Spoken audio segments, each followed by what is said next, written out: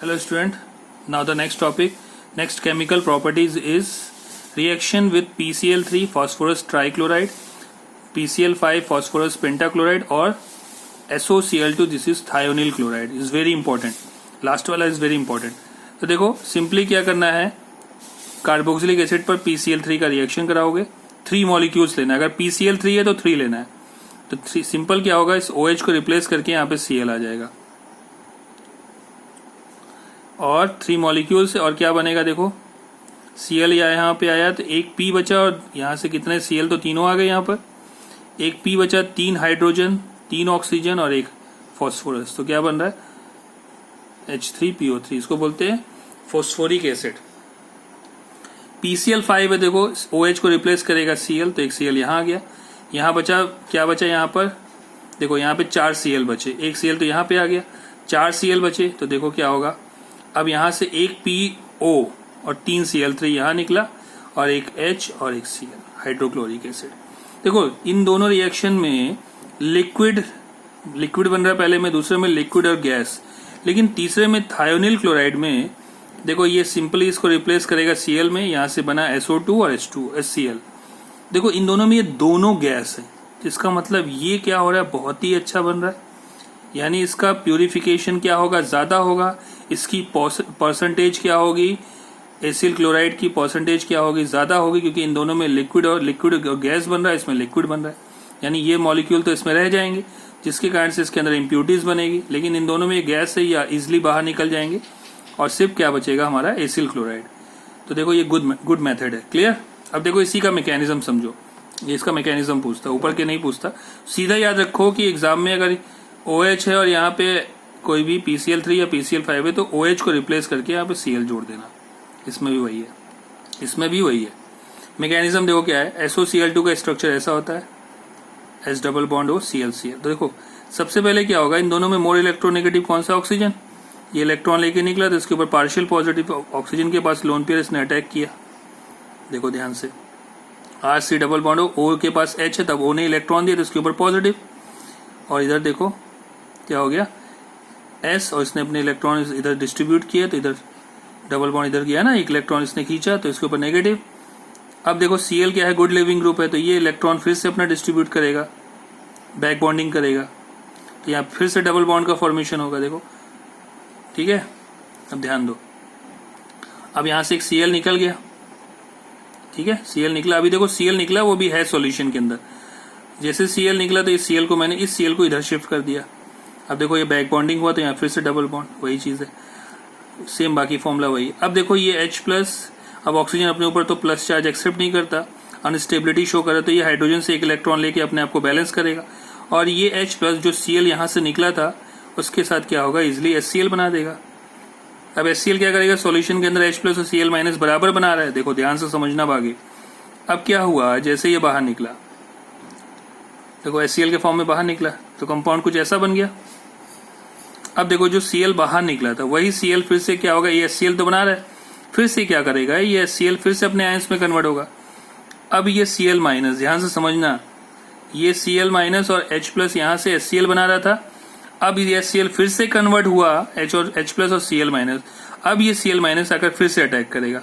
अब ध्यान दो, इन दोनों में मोर इलेक्ट्रोनेगेटिव ऑक्सीजन है, तो इसके ऊपर पार्शियल नेगेटिव, इसके ऊपर पार्शियल पॉजिटिव, तो Cl आकर इस पे अटैक करेगा. जैसे अटैक किया तो ये ऑक्सीजन क्या है, सिंपली ये क्या करेगा, गुड लिविंग ग्रुप है.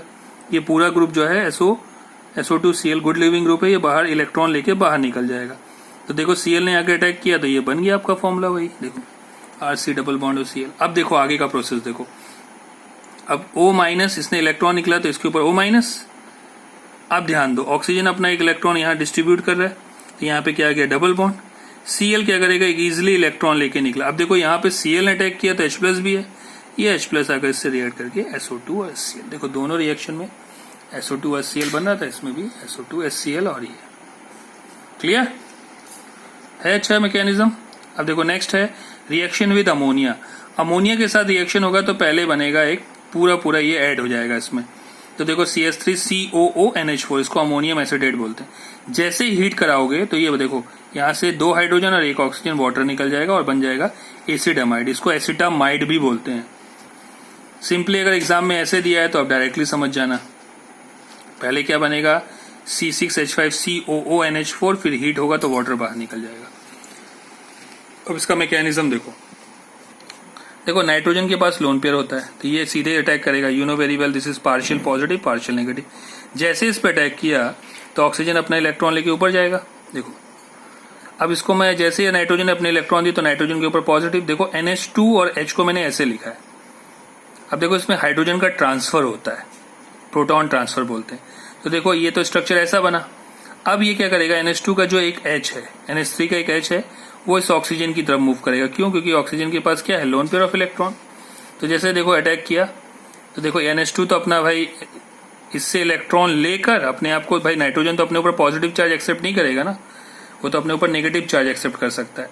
तो यानी स्टेबिलिटी शो करे तो हाइड्रोजन से एक इलेक्ट्रॉन लेके अपने आप को बैलेंस किया। जैसे लिया तो H+ के फॉर्म में इसके साथ जाकर अटैक किया। देखो O ने इलेक्ट्रॉन दिया तो O के ऊपर पॉजिटिव। अब देखो ये फिर से अपना बैक बॉन्डिंग करेगा, यहाँ पे डबल बॉन्ड बन रहा है। और यू नो वेरी वेल देखो यहाँ पर एक वाटर का फॉर्मेशन हो रहा है। तो ऑक्सीजन इससे कार्बन से एक इलेक्ट्रॉन लेकर सिंपली वाटर के फॉर्म में बाहर निकल गया। देखो एसिड अमाइड बन गया। Clear, simple. देखो इसमें वाटर भी निकलता है और रिएक्शन में क्या था, एक तो ये बनता था और वाटर बनता था। देखो दोनों चीज दिख रहा है। उसी टाइप से देखो ये भी है, थैलिक एसिड बोलते हैं। पहले NH3 के साथ होगा तो दोनों जगह पे अटैक करेगा, फिर हीट होगा तो वाटर निकाल देगा, फिर स्ट्रांगली हीट करोगे तो एक अमोनिया का मॉलिक्यूल निकल जाएगा। देखो ये थैलामाइड है। जैसे एक NH3 का मॉलिक्यूल निकलेगा तो ये स्ट्रक्चर कुछ ऐसा बनेगा। देखो NH2 और एक H निकाल दो यहां से तो ये थैलीमाइड, ईमाइड आ रहा है इसमें, और ये थैलामाइड है। क्लियर। अब देखो फॉर्मेशन ऑफ एनहाइड्राइड। देखो दो कार्बोक्सिलिक एसिड को आपस में ऐसे ले लो, आप यहां से वाटर निकाल दो। किसकी प्रेजेंस में, H2SO4 सल्फ्यूरिक एसिड या P2O5। ये बहुत ही अच्छे डिहाइड्रेटिंग एजेंट होते हैं जो वाटर को निकालने में सपोर्ट करते हैं। देखो वाटर को निकाला यहां से, सिंपली क्या बन गया, एनहाइड्राइड। इसका आयुपैक नेम कैसे याद करोगे, देखो दो कार्बन है, एक्चुअली ये एथेनोइक एसिड ही है। कार्बोक्सिलिक एसिड को, ये क्या है, एसिडिक एसिड को हम आयुपैक में क्या बोलते हैं, एथेनोइक एसिड। अब एथेनोइक एसिड जो था उसके साथ क्या बन रहा है, एनहाइड्राइड ग्रुप। तो एथेनोइक तो रहेगा ही और साथ में एनहाइड्राइड। सफिक्स क्या होता है, ओइक एनहाइड्राइड। इसका एनहाइड्राइड का सफिक्स क्या होता है, ओइक एनहाइड्राइड। देखो ओइक एनहाइड्राइड है, दो कार्बन है तो इथेनोइक, दो है ना दोनों तरफ से, चाहे इधर से करो चाहे इधर से करो। ऐसे थोड़ा ना करोगे 1 2 3 4 5, बिकॉज ऑक्सीजन है ना बीच में। तो रिडक्शन ऑफ RCOOH। देखो ध्यान से समझो, जब एल्कोहल का हम ऑक्सीडेशन कराते हैं तो कार्बोक्सिलिक एसिड बनता है, और जब कार्बोक्सिलिक एसिड का हम रिडक्शन कराते हैं तो एल्कोहल बनता है। सिंपली याद रखना, एल्कोहल का ऑक्सीडेशन कराते हैं तो कार्बोक्सिलिक एसिड, और कार्बोक्सिलिक एसिड का रिडक्शन कराते हैं तो एल्कोहल। तो देखो एल्कोहल का जब ऑक्सीडेशन कराते हो तो ये पता है ऑक्सीडाइजिंग एजेंट, और रिडक्शन कराओगे तो क्या क्या यूज होता है, LiLH4, B2H6, NaBH4। दो स्टेप में होता है, एक LiLH4 जो हाइड्राइड आयन देता है H- और H3O+ यानी एसिडिफाइड वाटर के साथ। तो देखो सिंपली है, अभी तो मैंने इसको ऐसे लिख दिया डायरेक्टली, कार्बोक्सिलिक एसिड का रिडक्शन होता है तो एल्कोहल में कन्वर्ट होता है। देखो मैकेनिज्म समझो, देखो मैकेनिज्म क्या है, कार्बोक्सिलिक एसिड है, ठीक है, इधर देखो कार्बोक्सिलिक एसिड है। अब कार्बोक्सिलिक एसिड पे ये तो you know very well LiLH4 क्या देता है, H- आयन। अब ये कहाँ अटैक करेगा, पता ही है पार्शियल पॉजिटिव है। जैसे अटैक करेगा तो ये अपने इलेक्ट्रॉन को ऊपर की तरफ छोड़ेगा, तो देखो नेगेटिव आ गया। अब ये H+ आकर यहाँ पे अटैक हुआ, देखो H आ गया यहाँ पर। अब यहाँ पर जो H+, अब देखो हाइड्रोनियम आयन का अटैक हो रहा है, हाइड्रोनियम आयन का। देखो जितने H+ यूज होंगे उतने ही बाहर निकलेंगे। तो देखो ये H+ प्रोटॉन का एक अटैक हुआ इस पे, तो देखो OH बन गया, एक OH यहाँ पे आ गया, ठीक है, क्लियर। यहाँ पर एक्चुअली क्या है, यहाँ पर OH है, ओके, यहाँ पर OH, क्लियर। तो देखो यहाँ पे H आया, तो अब किसी भी फॉर्मूले में अगर दो OH ग्रुप दिख जाए तो बहुत ज्यादा अनस्टेबल हो जाता है।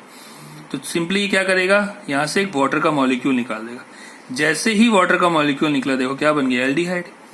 अब एल्डिहाइड बन गया तो कार्बोक्सिलिक भी बन जाएगा सिंपली। अब देखो फिर से LiLH4 अपना H- आयन देगा, फिर से यहाँ बैक बॉन्डिंग में अपने इलेक्ट्रॉन को ऊपर की तरफ छोड़ेगा, तो देखो फिर से ये बना हाइड्रोजन आया ना, तो CH2 हो गया, फिर से H+ का अटैक होगा। देखो बन गया, सिंपली क्लियर। ओके नेक्स्ट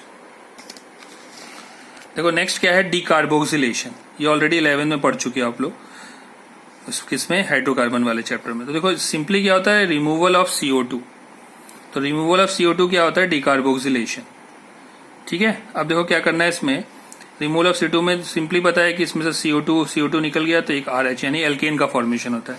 इसके दो मेथड होते हैं, एक इलेक्ट्रिकल मेथड जिसको हम बोलते हैं कोलवेज इलेक्ट्रोलिसिस, और दूसरा होता है केमिकल मेथड जिसको हम बोलते हैं सोडा लाइम मेथड। तो देखो कोलवे इलेक्ट्रोलिसिस में क्या होता है, सोडियम और potassium salts of carboxylic acid in aqueous medium में। तो सोडियम और पोटेशियम के जो सॉल्ट होते हैं, देखो सिंपली क्या है, स्ट्रॉन्ग बेस यानी NaOH वीक एसिड के साथ रिएक्ट करके एक स्ट्रॉन्ग इलेक्ट्रोलाइट बनाता है। देखो स्ट्रॉन्ग इलेक्ट्रोलाइट है, ठीक है, यहाँ पे Na भी हो सकता है, K भी हो सकता है, वही लिखा है Na और K salts of carboxylic acid. बना किससे है, कार्बोक्सिलिक एसिड से। अब देखो इसका कैसे होता है कोलवेज, यह वही फॉर्मूला है, यहाँ पे R लिखा है मैंने, इसको बाद में कन्वर्ट भी किया है। सिंपली क्या करेंगे, 2 मॉलिक्यूल्स लेकर इसका हाइड्रोलिसिस कराएंगे। इलेक्ट्रोलिसिस कराते हैं तो यहाँ पे एल्केन का फॉर्मेशन होता है, साथ ही साथ CO2, NaOH और हाइड्रोजन गैस भी बाहर निकलती है। सिंपली R की जगह पे CH3 लिख दो। अब देखो इसका मैकेनिज्म, यहाँ पे CH3COONA है, ये किसमें कन्वर्ट होगा, इन दोनों में, सिंपल। और वाटर होता है रिवर्सिबल, यूनिवर्सल होता है, इसलिए इसको रिवर्सिबल में शो करते हैं। तो देखो यहाँ से 2Na और 2OH हाइड्रोक्साइड आयन बना दिया, 2 मॉलिक्यूल। अब यहाँ से क्या बना, 2CH3COO-। Ion moves to electrolyte to get discharge. जब आयन बराबर मूव करते रहेंगे, चार्ज पॉजिटिव नेगेटिव मिलता रहेगा, तो क्या होगा, डिस्चार्ज होने लगेगा।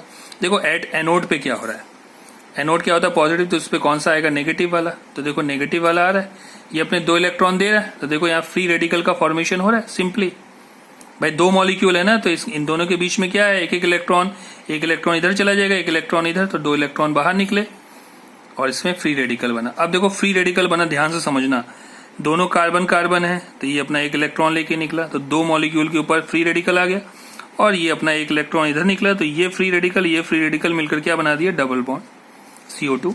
अब 2 CH3 फ्री रेडिकल आपस में रिएक्ट करके क्या बना देंगे, एल्केन। सिंपल, देखो एल्केन ही तो बन रहा था यहाँ पर। तो देखो एक तो एल्केन बना, एक CO2 भी बाहर निकला। अब क्या बचा है, देखो 2Na और 2H, 2NaOH बना दिया। अब हाइड्रोजन गैस निकलना है। एट कैथोड में क्या होगा, कैथोड में क्या बनेगा भाई, सिंपली 2H प्लस आयन। जो 2 इलेक्ट्रॉन जो इसने छोड़े थे उसको एक्सेप्ट करके क्या बना दिया, H2। क्लियर। अब सॉल्यूशन हमारा कैसा रहेगा, क्योंकि भाई सॉल्यूशन के अंदर NaOH है, तो सॉल्यूशन कैसा होगा हमारा, बेसिक, सिंपल, क्योंकि इसकी pH वैल्यू क्या होती है, 7 से ज्यादा। सिंपल है, वही चीज है। अब देखो दोनों अलग अलग ले रहे हो आप, अलग अलग ले रहे हो तो इसमें डिफरेंट टाइप के प्रोडक्ट बनेंगे। देखो एक तो होगा सेल्फ होगा, आपस में करेगा, जैसे एल्डोल कंडेंसेशन पड़ा था।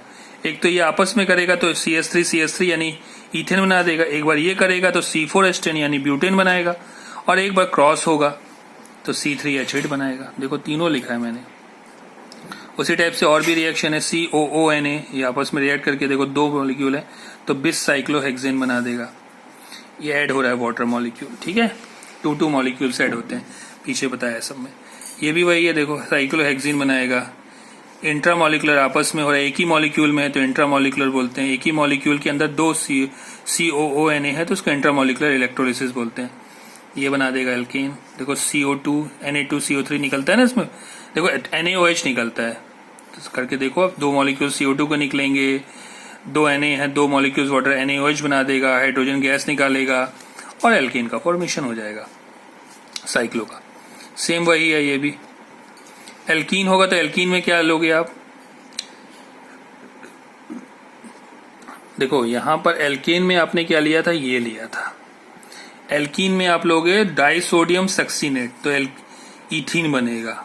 इसमें एल्केन बना था, इसमें एल्कीन बन रहा है। और अगर ये भी कोलवे इलेक्ट्रोलिसिस प्रोसेस है। पहले वाले में एल्केन का फॉर्मेशन हो रहा था, इसमें एल्कीन का और इसमें एल्काइन का। तो इसके लिए प्रोडक्ट क्या लेना है ये ध्यान देना आप लोग, ठीक है। CH2COONA, CH2COONA, इसमें CH single bond COONA, double bond CH कुछ नहीं है, बस एक हाइड्रोजन कम करते रहो। सोडा लाइम मेथड, देखो सोडा लाइम भी वही है, रिमूवल ऑफ CO2। इसमें कॉस्टिक सोडा और क्विक लाइम का यूज होता है। सोडा लाइम मतलब होता है NaOH और COH का कॉम्बिनेशन। तो देखो ये soda from sodium salt of carboxylic acid का NaOH के साथ करा रहे हो तो Na2CO3 बाहर निकल जाएगा और CH4 बनेगा। देखो डिसेंट ऑफ चेन हो रहा है, यहाँ पे 2 कार्बन था, यहाँ पे कितने कार्बन हुए, 1। टेम्परेचर अप्रॉक्स 350 डिग्री सेंटीग्रेड पे होता है। तो देखो सिंपल वही है, यहाँ से भी Na2CO3 निकलेगा और ये H+ आकर यहाँ अटैक कर जाएगा। तो ये एक बेंजीन का स्ट्रक्चर है Na2CO3। क्लियर? ओके, इसका मैकेनिज्म देख लो। देखो RCOONA है, बेसिक मीडियम में हो रहा है, तो RCO- और Na+। अब देखो ध्यान से, ये क्या करेगा, नेगेटिव वाला अपना एक इलेक्ट्रॉन देगा तो यहाँ पे डबल बॉन्ड, तो इजिली क्या होगा, ये बॉन्ड ब्रेक होकर इसके ऊपर क्या आ जाएगा, इलेक्ट्रॉन लेके बाहर निकल जाएगा, यानी नेगेटिव। अब R नेगेटिव है यानी कार्बन आयन है, और यू नो वेरी वेल कि 1 degree carbon ion is more stable, इसी को बोलते हैं रिएक्शन इंटरमीडिएट। अब ये R- क्या करेगा, इस वाटर के साथ रिएक्शन करके देखो RH और OH- बाहर निकाल देगा। OH- बाहर निकाला, देखो एक ये OH और ये Na आपस में मिलकर क्या बना रहा है, NaOH, और CO2 के साथ रिएक्शन करके Na2CO3। ठीक है, देखो एक तो ये NaOH यहां से बन रहा था, एक रिएक्शन के अंदर है NaOH, एक रिएक्शन में ही है ना NaOH, भाई देखो ना, रिएक्शन में ही एक NaOH है, और एक तो खुद बना रही है Na और यहाँ पर OH। क्लियर? अब देखो विच इज मोर स्टेबल, देखो यहाँ पे एक फॉर्मूला ये, एक फॉर्मूला ये, देखो यहाँ पर मोर स्टेबल है, तो यू नो वेरी वेल भाई, जहां पे कार्बोक्सिलिक ग्रुप होता है या उसके सॉल्ट होते हैं, यहाँ पे इलेक्ट्रॉन विड्रॉइंग ग्रुप देखना होता है, तो लेकिन ये इलेक्ट्रॉन डोनेटिंग ग्रुप है। देखो यहाँ पे 2 इलेक्ट्रॉन डोनेटिंग है, यहाँ 3 है, तो ये अनस्टेबिलिटी इसको ज्यादा कर रहा है, ये कम कर रहा है, तो इसका मतलब A is greater than B। देखो A is greater than B, stability of carbon ion 1 degree, फिर देन 2 डिग्री, देन 3 डिग्री। ये क्या दे रहा है, शो इंडक्टिव इफेक्ट ओनली, सिर्फ इसमें इंडक्टिव इफेक्ट देखा जाता है, यानी कौन सा इफेक्ट दे रहा है ये, +I।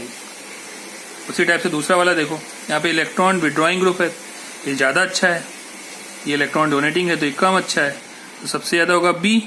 इसमें तो ये तो दे रहा है, तो यानी अनस्टेबिलिटी शो कर रहा है, ये तो कुछ नहीं कर रहा है, तो B के बाद फिर A, फिर C। सेम वही है ये भी। इसमें देखो ये अपना इलेक्ट्रॉन देखे यहाँ पे नेगेटिव, तो पाई सिग्मा लोन पेयर, ये रेजोनेंस से स्टेबल हो रहा है, यहाँ पे कोई रेजोनेंस नहीं हो रहा था।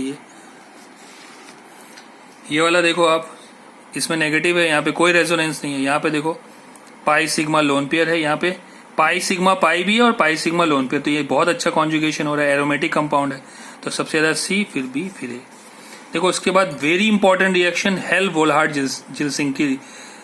जिलिंस्की रिएक्शन, जिसको हम HBZ रिएक्शन भी बोलते हैं।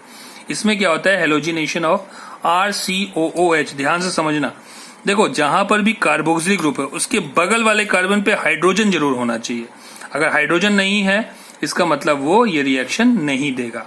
ये किसकी प्रेजेंस में होता है, रेड फास्फोरस और हेलोजन की प्रेजेंस में। रेड फास्फोरस हमेशा स्मॉल क्वांटिटी में होना चाहिए, और हेलोजन सिर्फ कौन सा होना चाहिए, क्लोरीन और ब्रोमीन, आयोडीन या फ्लोरीन के लिए नहीं होता है। तो ये बनेगा, देखो ये हाइड्रोजन को रिप्लेस करके एक X आकर यहाँ अटैक कर जाएगा, और बाहर क्या निकलेगा, HX, यहाँ लिखा नहीं है, आप लोग लिख देना, ठीक है। अब देखो, और दूसरे रिएक्शन में क्या होता है, वाटर का रिएक्शन एसिडिफाइड में। तो देखो मैकेनिज्म शो कर रहा है एक्चुअली क्या है। देखो ये फास्फोरस और ये हेलोजन, ध्यान से समझो, रेड फास्फोरस और हेलोजन मिलकर क्या बनाते हैं, फास्फोरस ट्राई हेलाइड। पीछे मैंने बताया था वही PCl3 और PCl5 और SOCl2 का कंसेप्ट बताया था, वही चीज है। ये हमेशा किस में होना चाहिए, स्मॉल में, ये किस में होना चाहिए, स्मॉल क्वांटिटी में। अगर ये एक्सेस क्वांटिटी में होगा तो PCl5 बना देगा, अभी दोनों स्मॉल क्वांटिटी में तो PX3। तो देखो मैंने पीछे भी बताया था कि जब भी हम PCl3 या PCl5 के साथ या SOCl2 के साथ रिएक्शन कराते हैं तो ये OH को क्या करता है, रिप्लेस करके क्या बना देता है, वहां पे हेलोजन जुड़ जाता है। अब समझो यहाँ पे बहुत बड़ा क्वेश्चन क्या उठता है कि सर, अब जैसे तुम लोगों ने ही पूछ लिया मुझसे, सर कि आपने यहां से H+ को क्यों नहीं रिप्लेस किया, आपने यहां से क्यों निकाला, इसमें से H+ को क्यों, क्योंकि कार्बोक्स, हमने ये बोला कि कार्बोक्सिलिक ग्रुप के बगल वाला कार्बन होता है अल्फा कार्बन, और उसके आगे उसके जो हाइड्रोजन होता है उसको बोलते हैं अल्फा हाइड्रोजन, यानी वो एसिडिक होता है। लेकिन ये भी तो एसिडिक है, ये वाला H+ के फॉर्म में बाहर क्यों नहीं निकला, देखो इसका रीजन क्या है। मैकेनिज्म में हम इसको क्या करते हैं, बाहर निकाल देते हैं, इसलिए जब ये COX के फॉर्म में आ जाता है तो ये वाला कार्बन क्या हो जाता है, मोर एसिडिक, तभी हेलोजन वहां पे अटैक करता है। तो देखो PX3 की प्रेजेंस में देखो OH तो बाहर निकल गया, X आ गया। अब टॉटोमेरिज्म तुम लोगों ने पढ़ा था XYZ, तो यानी 1,3 हाइड्राइड माइग्रेशन होगा, तो ये H कहाँ अटैक कर जाएगा, यहाँ पर। देखो ये जैसे इलेक्ट्रॉन गया तो नेगेटिव, ये H प्लस अपना इलेक्ट्रॉन इसको देकर H प्लस के फॉर्म में निकल कर यहाँ पे जुड़ गया, तो ऑटोमेरिज्म हो रहा है। अब ध्यान से समझो, ये जो दो हेलोजन है, ये हेलोजन इसको देखकर अब क्या होगा, इसमें क्या होगा, कौन सा हेट्रोलिटिक फ्यूजन हो जाएगा, नॉट होमोलिटिक। तो देखो ये डबल बॉन्ड क्या होता है, इलेक्ट्रॉन रिच होता है। अब देखो ये एक पार्शियल पॉजिटिव एक पार्शियल नेगेटिव है, तो ये पार्शियल पॉजिटिव को अपनी तरफ अट्रैक्ट करेगा। इस कार्बन के पास आ गया X, देखो, और ये हाइड्रोजन अपना इलेक्ट्रॉन ऑक्सीजन को देकर यहाँ पे ऑक्सीजन डबल बॉन्ड फॉर्मेशन करेगा, तो यहाँ से H प्लस फॉर्म निकला और यहाँ पे X माइनस यानी HX, देखो HX निकल रहा था, इसमें बताया था मैंने। अब ध्यान से समझो, जैसे ये प्रोडक्ट बना, देखो जैसे ये प्रोडक्ट बना, अब X क्या है, गुड लिविंग ग्रुप है। अब यहाँ पे वाटर का रिएक्शन भी है, देखो वाटर का ऑक्सीजन आकर कहाँ पे अटैक करेगा, इस जगह पे। यहाँ पे क्यों नहीं अटैक करेगा, देखो क्यों, क्योंकि यहाँ पे दोनों तरफ मोर इलेक्ट्रोनेगेटिव है, यानी ये क्या हो गया, डेफिशिएंट हो रहा है कार्बन। भाई ये भी इलेक्ट्रॉन खींच रहा है, ये भी खींच रहा है, तो ये ऑक्सीजन का लोन पेयर कहाँ अटैक करेगा, इस पे। तो जैसे अटैक किया तो हेलोजन अपना एक इलेक्ट्रॉन लेके X माइनस के फॉर्म में बाहर निकला, ध्यान से समझना, X माइनस के फॉर्म में बाहर निकला। तो जैसे इसने इलेक्ट्रॉन अटैक किया तो ऑक्सीजन ने क्या किया, अपने इलेक्ट्रॉन ऊपर छोड़े, फिर से ये बैक बॉन्डिंग करेगा और हेलोजन अपना एक इलेक्ट्रॉन लेके बाहर निकला, ध्यान से समझना। तो X माइनस के फॉर्म में बाहर निकला, देखो यहाँ पे ये आ गया, ये वाला कंपाउंड। अब ऑक्सीजन ने अपने इलेक्ट्रॉन दिए तो ऑक्सीजन के ऊपर पॉजिटिव, अब ये अपना एक इलेक्ट्रॉन इसको देकर, अब देखो यहाँ पे H प्लस निकलेगा और यहाँ से क्या निकला था, X माइनस, फिर से क्या बना देगा, HX। यहाँ पे मैंने H माइनस लिखा है लेकिन ये X के साथ रिएक्ट करके HX, और जैसे देखो ये अपना इलेक्ट्रॉन दिया तो इसके पास ये बैलेंस कंप्लीट हो गया। अब देखो क्या बन गया, RCHX alpha hello carboxylic acid. And the last topic is the electrophilic substitution. देखो ये लास्ट टॉपिक है इस चैप्टर का। इलेक्ट्रोफिलिक सब्स्टिट्यूशन किस पे देखना है हमें, सिर्फ एरोमेटिक कार्बोक्सिलिक एसिड में देखना है। तो यू नो वेरी वेल, जो कार्बोक्सिलिक एसिड होते हैं, बेंजोइक एसिड, उसमें क्या होता है, बहुत अच्छा -M या -R इफेक्ट होता है। अब बेंजीन खुद ही क्या होता है, इलेक्ट्रॉन रिच, क्योंकि पाई बॉन्ड है तो इलेक्ट्रॉन रिच होता है। तो देखो किस किस में होता है, माइनस और -M इफेक्ट, कार्बोक्सिलिक ग्रुप में, NO2 ग्रुप में, CHO में, CN में।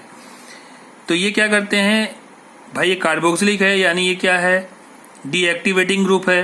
तो डीएक्टिवेटिंग इलेक्ट्रॉन न्यूक्लियस के रिंग के इलेक्ट्रॉन को अपनी तरफ खींच रहा है, यानी इसकी इलेक्ट्रॉन डेंसिटी को क्या कर रहा है, डिक्रीज कर रहा है, तो डीएक्टिवेटिंग ग्रुप है। तो जैसे कहाँ पे मेनली कहाँ पे इफेक्ट डालता है, ऑर्थो एंड पैरा पोजिशन में, मेटा पे उतना नहीं डालता है, इसलिए इलेक्ट्रोफाइल का अटैक सिर्फ कहाँ पे होता है, इनके मेटा पोजिशन पे, इसलिए इसको बोलते हैं मेटा डायरेक्टिंग ग्रुप। तो देखो नाइट्रेशन में NO2 प्लस होता है, बताया मैंने बार बार, तो ये NO2 कहाँ पे अटैक करेगा, इसके मेटा पोजिशन में, और वाटर बाहर निकालेगा, सिंपल। अब अगर ब्रोमिनेशन हो रहा है किसकी प्रेजेंस में, ब्रोमीन FeBr3, ये भी कहाँ करेगा, देखो ब्रोमीन, एक दो ब्रोमीन होंगे, एक Br प्लस एक Br माइनस। तो Br माइनस देखो यहाँ पे Br प्लस अटैक करेगा, तो यहाँ से H निकलेगा और Br माइनस के साथ रिएक्ट करके HBr। देखो फ्रीडल क्रॉफ रिएक्शन और एल्काइलेशन और एसिलेशन, ये दोनों रिएक्शन नहीं देता।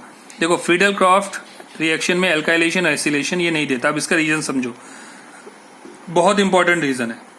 देखो एक्सपेरिमेंट के थ्रू देखा गया, तो ये तो पता ही है, एनहाइड्रस AlCl3 इस Cl के साथ रिएक्ट करके क्या बनाता है, ACl लुइस, क्या होता है ये, लुइस बेस एसिड होता है, ठीक है ना। तो ये क्लोरीन से एक इलेक्ट्रॉन लेके AlCl4 माइनस बना रहा है और यहाँ पे कार्बोकेटाइन का फॉर्मेशन होता है।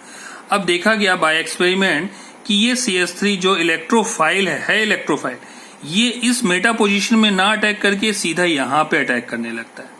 तो ये मेटा डायरेक्टिंग ग्रुप हुआ ही नहीं भाई। जो हमारे जितने भी कार्बोक्सिलिक ग्रुप के साथ जो भी हमारे कंपाउंड जो अटैक करते हैं वो उनके मेटा पोजीशन में करते हैं, लेकिन ये इसके मेटा पोजीशन में ना अटैक करके सीधा कार्बोक्सिलिक ग्रुप के कार्बन पे अटैक करता है, जिसके कारण से ये मेटा डायरेक्टिंग ग्रुप शो नहीं करता।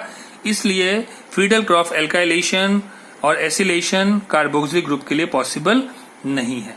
तो this is a last point of aldehyde, ketones and carboxylic acid. इसके बाद मेरा न्यू चैप्टर स्टार्ट होगा, एक्सट्रैक्शन ऑफ मेटल या purification of metal. Okay student, thank you.